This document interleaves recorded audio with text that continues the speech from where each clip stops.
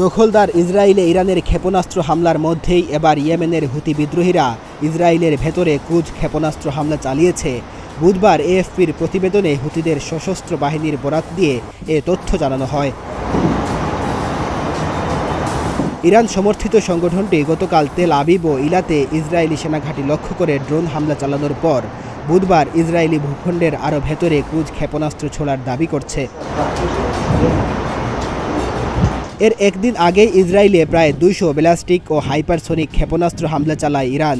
এতে মধ্যপ্রাচ্যের অস্থিতিশীল পরিস্থিতি আরও ঘনীভূত হয়েছে। ফলে 11 মাস ধরে চলা এই সংঘাত শুরুতে গাজায় সীমাবদ্ধ থাকলেও এখন মধ্যপ্রাচ্যের বেশ কয়েকটি দেশে ছড়িয়ে পড়ার আশঙ্কা দেখা দিয়েছে।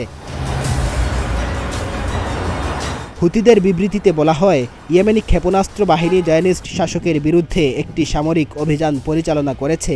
এ অভিযানের লক্ষ্য ছিল অধিকৃত ফিলিস্তিনি ভূখণ্ডের অভ্যন্তরে সামরিক অবকাঠামো। এই হামলায় 3টি কুদস 5 ক্রুজ ক্ষেপণাস্ত্র ব্যবহার করা হয়েছে। বিবৃতিতে আরও বলা হয়, যেসব জায়গায় শত্রুপক্ষ গোপনে সামরিক কার্যক্রম চালাচ্ছিল, ক্ষেপণাস্ত্রগুলো সেখানে সফলভাবে আঘাত হানতে সক্ষম হয়েছে। হুতিদের এ হামলা কখন হয়েছে তা বিবৃতিতে উল্লেখ করা হয়নি, তবে ইসরায়েলি সামরিক বাহিনী তাৎক্ষণিকভাবে কোনো মন্তব্য করেনি।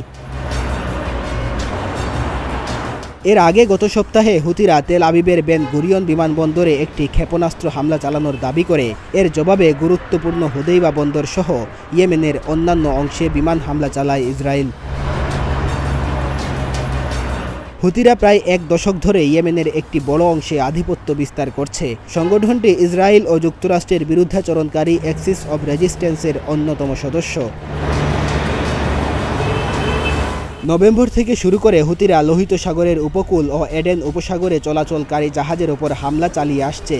ইসরায়েল হামাস যুদ্ধে ফিলিস্তিনির পক্ষে সমর্থন জানিয়ে তারা এসব হামলা চালানোর দাবি করছে। ডেস্ক রিপোর্ট, প্রতিদিনের বাংলাদেশ।